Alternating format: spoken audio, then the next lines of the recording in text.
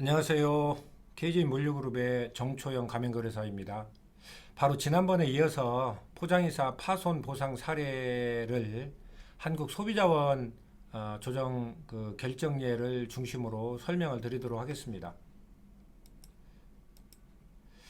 먼저 식탁의 대리석 상판 세 곳에 이제 금이 가서 고객 입장에서는 한 35만 원 청구해야 되지만 이사 사업자 입장을 고려해서 15만 원만 청구하겠다 했던 그 사안입니다.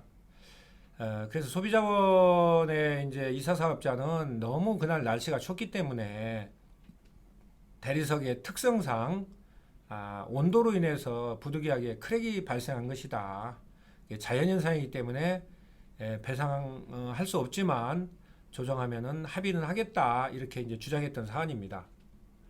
그래서 소비자원에서 결국 고객과 이사 사업자가 중재를 해서 약 한 12만 원에 이제 배상하기로 합의까지 맞추고 또 고객의 계좌번호까지 다 입금토록 주었는데도 입금을 하지 않다 보니까 12만 원을 지급해라라는 이제 배상 결정을 내린 겁니다. 이 부분은 우리가 합의라는 게요, 당사자 간의 합의라는 거는 민법상 그 화해의 어떤 효력이 있기 때문에 화해 계약의 효력이 있기 때문에 본인이 뭐 더 받을 게 있어도 더 추가로 못 받을 나중에는 더 추가 더 달라고 요구할 수가 없고 또 본인이 뭐 아니라 하더라도 화해를 했으면 또 줘야 되고 그렇기 때문에 민법상 화해는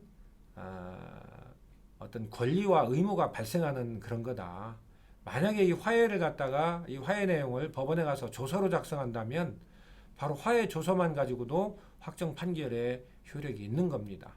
그래서 화해라는 것은 어떤 권리 의무가 확정이 되는 것이고 법상 의무가 생기는 것이다.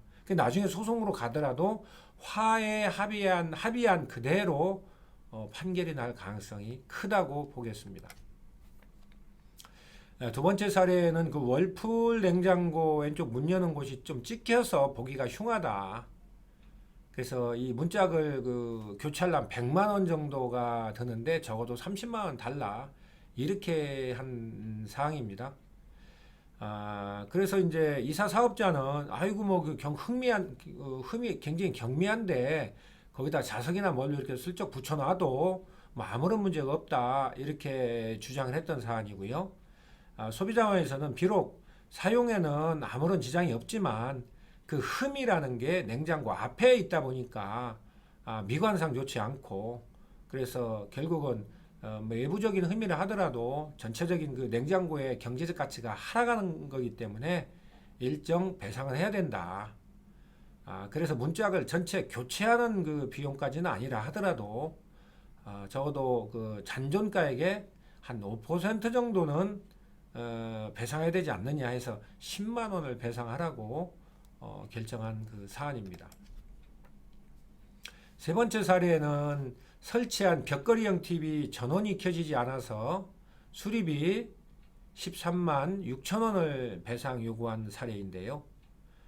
이사팀은 TV를 운반한 그 전용 케이스가 양호하다. 이렇게 케이스가 양호한데 어떻게 그 TV가 고장이 나느냐 책임이 없다 이렇게 주장을 하고 있지만 고객이 작업자들이 집을 방문해서 TV 포장은 당일 아침까지도 TV를 시청했다는 것을 입증하고 있고 이후에 16일간 그 어떤 그 보관 창고에서 보관을 하고 난 다음에 다시 그 이사를 했던 사안인데 이 TV가 구입한 지도 또 1년 정도밖에 안 됐고 여러 가지를 살펴봤을 때 적어도 운반 중 충격으로 인해서 고장이 난 것이다 라고 해서 수리비 전액인 13만 6천 원을 배상하라라고 결정한 그런 사안입니다.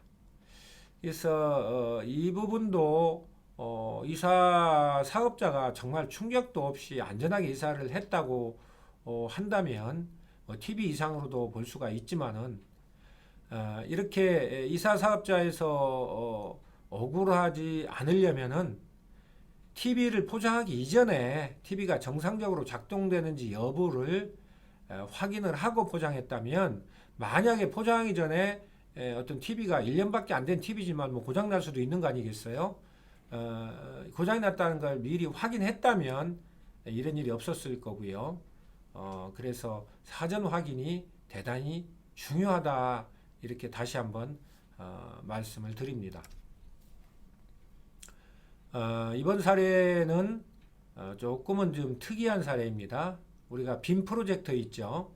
빔 프로젝터 외관상의 뭐 충돌이거나 훼손 흔적은 전혀 없는데, 이사한 다음에 다 설치하니까 내부 엔진에서 딸깍딸깍하는 소음이 났다 해서 이 소음을 안 나게 수리하려다 보니까 무려 70만 원 이상의 비용이 들어가서 배상을 요구했던 사례입니다.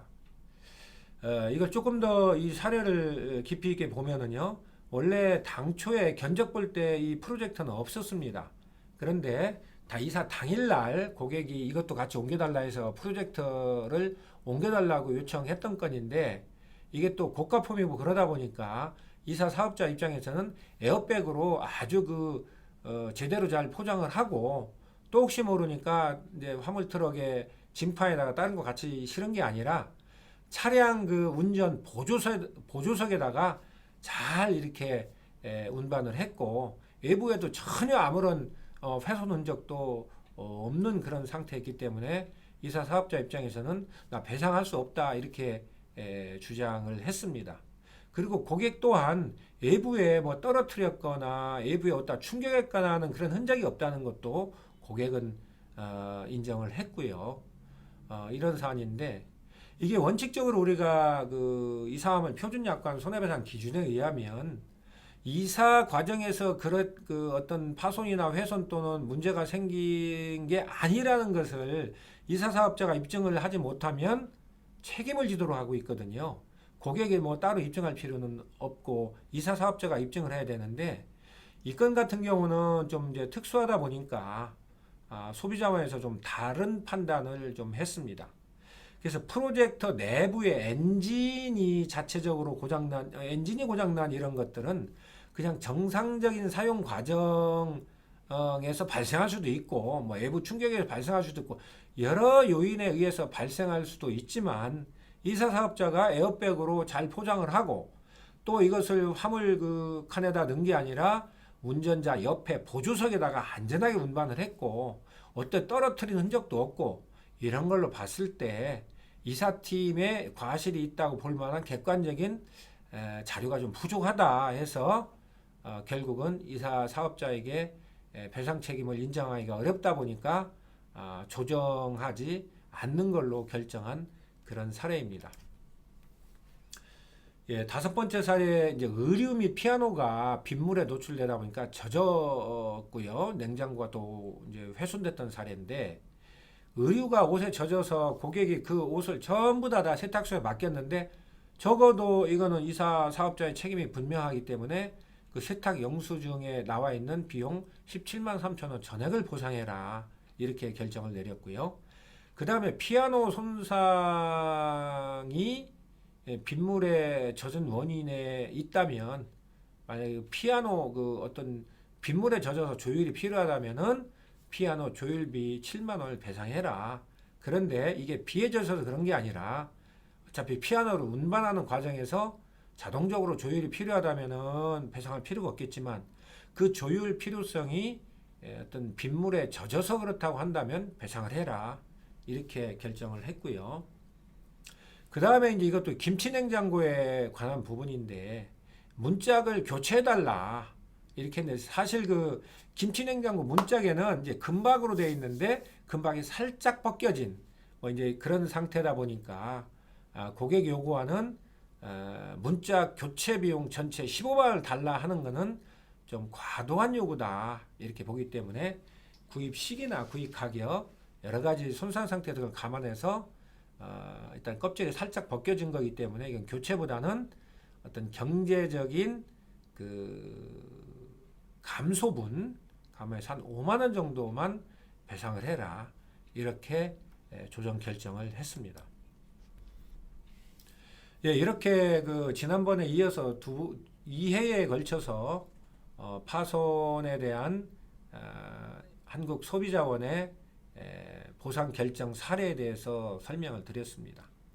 뭐 우리가 교통사고가 나면 사고를 낸 사람이나 사고를 내고 나서 그 어떤 그 보상을 받은 피해자나 양쪽 다 손해란 말이 있습니다. 우리 그 이사 과정에서 파손 사고가 발생하는 것 또한 마찬가지를 하겠습니다. 고객이나 이사 사업자나 양쪽 다 피해가 보는 거기 때문에 최우선적으로 이사 사업자의 파손 훼손에 대한 예방 대책, 안전한 이사가 무엇보다도 우선된다고 하겠습니다. 감사합니다.